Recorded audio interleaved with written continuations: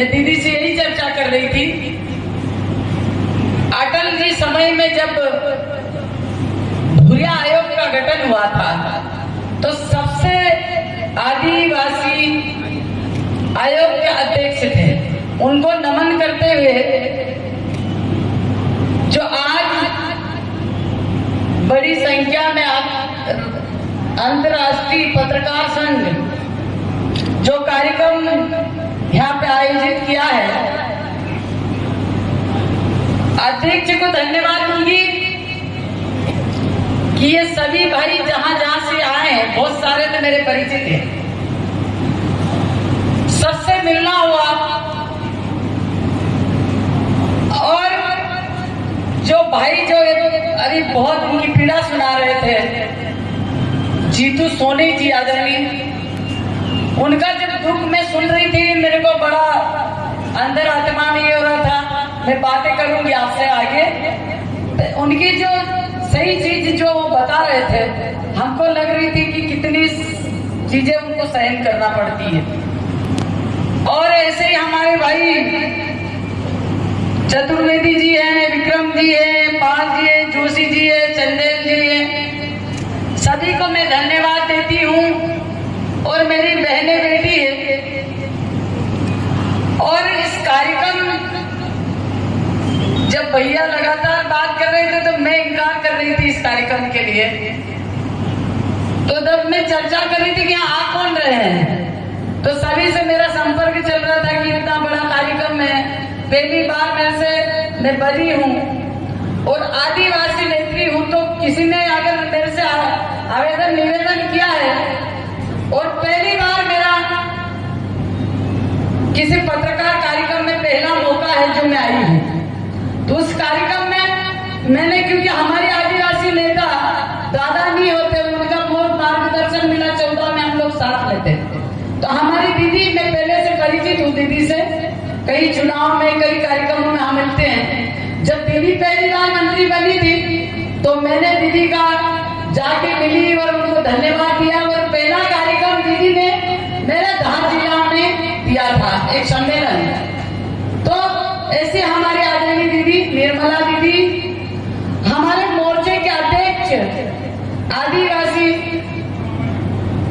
जो कि हमको समय समय पे आदिवासी भाई बहनों को मार्गदर्शन करने के लिए भारतीय जनता पार्टी के एक माध्यम से एक मोर्चा है, उसके अध्यक्ष हमारे बड़े भाई कल सिंह भावर जी, हमारी प्रदेश की भारतीय जनता पार्टी की प्रदेश के मंत्री आदरणीय संगीता दीदी हमेशा मिलती रहती है, जहाँ भी मिलो हमेशा मुस्कुराती रहती है। और हमारी मार्गदर्शन, कई चुनाव में हमारा मिलना होता है दीदी से। तो ऐसी संगीता दीदी आदरणीय। और हमारे दादा, मेरे को समय दे दिया दादा ने, तो ऐसा कार्यक्रम देख के हमारा भी मन करता है कि आपके समय ज्यादा समय हम बिताएं, बस समय की पाबंदी बहुत ज्यादा होती है। जैसे हरिनारायण दादा यादव जी और हमारी बहनें बेटी है और सभी यहाँ के वरिष्ठ पत्रकार गण को, सबको मैं प्रणाम करती हूँ। आपकी बेटी हूँ, सब मेरे को दीदी बोलते हैं, तो आपकी बेटी होने के नाते और सबकी बहन और इस अष्टमी और रक्षाबंधन की सबको शुभकामनाएं। आज ये पहला मौका है मेरा आप लोगों से मिलने का। हालांकि सब लोग मेरे को अच्छे से जानते हैं, सबसे आजू मिलती हूँ, रात दिन मेरे साथ में बहुत सारे लोग रहते भी हैं और उनके परिवारों से। पर एक चीज बोलती हूँ, आपसे ज्यादा बात तो क्या होगी, कम समय मिलता है और हमको कम समय में, नेताओं की एक ही बात होती, कम समय में बहुत अच्छी बात कह के हमारा काम निकलना होता है। पर आपसे आज मैं दिल की बात करूंगी। मैं एक छोटे से गांव की और छोटे से परिवार की रहने वाली हूँ, जो माननीय नरेंद्र मोदी जी ने, आपको बताना चाहूंगी कि माननीय नरेंद्र मोदी जी ने अभी लाल किले से जो बात कही है कि मैं 1 लाख लोगों को, राजनीतिक युवाओं को लाना चाहता हूं, उसमें से एक मैं भी हूं, उसमें से एक मैं भी हूं, क्योंकि मेरा कोई परिवार राजनीतिक बैकग्राउंड का नहीं है, एक 60-70 घर की बस्ती की रहने वाली हूँ। मेरे न मन में कोई मंत्री का ठाक था न कभी देखा था। हम समाज सेवा और एक किसान की बेटी हूँ, एक फॉरेस्ट अधिकारी की बेटी, मतलब वो जरूरी नौकरी छोड़ चुके थे, किसान की बेटी हूँ। समाज सेवा करते करते मेरा राजनीतिक में इधर आना हुआ। मैं बहुत गलत मानती थी राजनीतिक, जब मैं सुनती थी जो आज सोनी जी ने बताया इस तरीके की चीजें आती है। जब मैंने देखा कि एक पत्रकार किस तरीके से संघर्ष करता है और दुनिया को सही चीज आज आम जन तक पहुंचाने का जो काम करता है, और वो नेता हो या शासन हो या प्रशासन हो, उस सही चीज जनता तक पहुंचाने का काम आप लोग जो करते हो। माननीय नरेंद्र मोदी जी ने जो संकल्प लिया है उसमें आपकी बहुत बड़ी भूमिका रहेगी। आज आपने जिस सरकार की जो योजनाएं जो चलाई जाती है, हम लोग एक जगह चिल्ला के बोल देते हैं, कार्यक्रम के माध्यम से बोल देते हैं, पर रात दिन पहुंचाने का काम, जो सही चीज सही व्यक्ति तक पहुंचाने का जो काम करते हैं वो आप लोग करते हैं।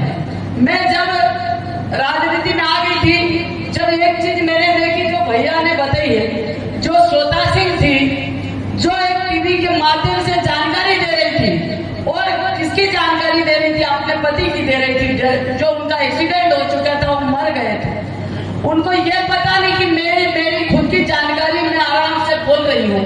तो ये चीजें होती है जो आप पत्रकार जो दीदी बता रही थी कि बॉर्डर पे भी मैंने देखा है, जब समय मिलता है तो हम हर चीज देखते हैं। तो जब बॉर्डर पे जो सैनिक जो आज इस देश को जो आज सुरक्षा प्रदान करते हैं, जो हम चैन की सांस लेते हैं और चैन की नींद सोते हैं, उन सैनिकों तक क्या, उन लोगों को कितना संघर्ष करना पड़ता है। जिस तरीके से वो सैनिक जो संघर्ष करते हैं वो लोग आप भी करते हो, क्योंकि आप दो पार्टों के बीच में फंसे रहते हो और आज की चीज को निकालने का काम जो करते हैं वो आप लोगों को भी।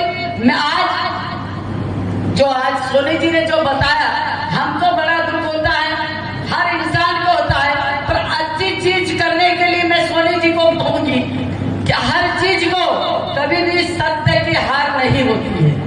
चाहे जितना दुख होगा, आज नहीं तो कल नहीं तो परसों, और सत्य की विजय होती है। तो कभी भी सत्य से कभी न करना नहीं। मैं कहती हूँ कि माननीय नरेंद्र मोदी जी को जितना आप लोगों ने जो आज हमारी सरकार को आपने जो हाईलाइट किया है, माननीय नरेंद्र मोदी जी का जब शुरू में मैं चुनाव जब लड़ी थी 2014 का, तब मैंने देखा कि पत्रकारिता में कितना दम होता है, इलेक्ट्रॉनिक मीडिया वगैरह में। मैंने जब देखा 2014 में मैं जब चुनाव लड़ी, मेरा टिकट हुआ, मैंने यही देखा, मेरे से कहे कि दीदी चुनाव लड़ना आसान काम नहीं है, आप एक जो सामने आपके खड़े हैं बहुत बड़े व्यक्ति है, उनका पहचान है, आपकी पहचान इतनी नहीं, आप सीमित क्षेत्र के।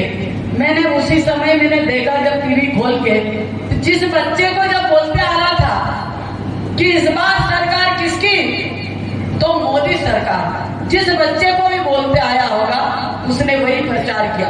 तो मैंने उनको कहा कि आप कह रहे कि मैं किसी व्यक्ति को नहीं, मैं चुनाव जीत चुकी हूँ, आपको ये बता देती हूँ। तो उस समय का जो हाईलाइट जो आप लोग जो पत्रकार जो होते हैं, इलेक्ट्रॉनिक मीडिया होता है, आज मैं देखती हूँ आप फेसबुक, व्हाट्सएप, इंस्टाग्राम, हर चीज से तत्काल एक किसान या एक गांव में आजकल सबके पास मोबाइल हो गया है।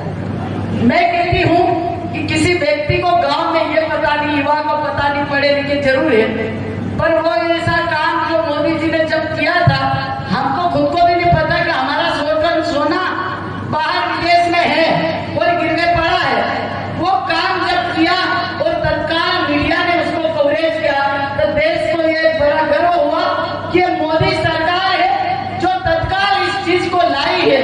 तो ये सब काम जो किया है, क्योंकि ये चीज किसी को पता नहीं, जो आज हमारे मध्य प्रदेश के मुखिया डॉक्टर मोहन यादव जी, जो उन्होंने जो अभी संकल्प जो दिलाया, ऑस्ट्रेलिया में उन्होंने घोषणा की कि हर जगह कृष्णाष्टमी कॉलेज स्कूलों में जो मनाने का काम किया उसको भले ही लोग कहे कि राजनीति करिए, पर मैं उस चीज को नहीं मानती हूँ, क्योंकि उसके माध्यम से जो हमारे महापुरुष है इस देश के लिए एक का योगदान नहीं होता है, कई लोगों का योगदान होता है, जब जाके हमारा देश आगे की ओर बढ़ने का।